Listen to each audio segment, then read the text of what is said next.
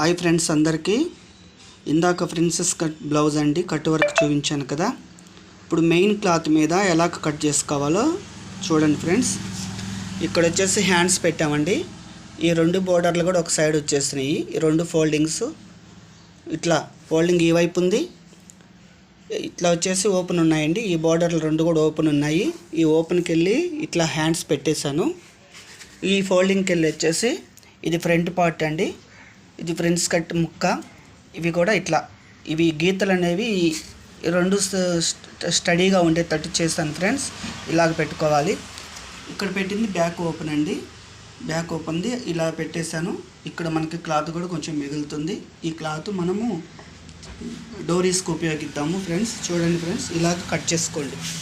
ఇలా కట్ చేసుకోవడం వల్ల చాలా ఈజీ పద్ధతిలో మనకి బ్లౌజ్ అనేది కటింగ్ అయిపోతుంది, త్వరగా కూడా ఇచ్చేయగలుగుతాం.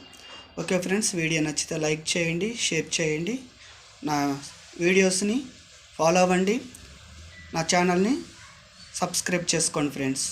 Okay bye.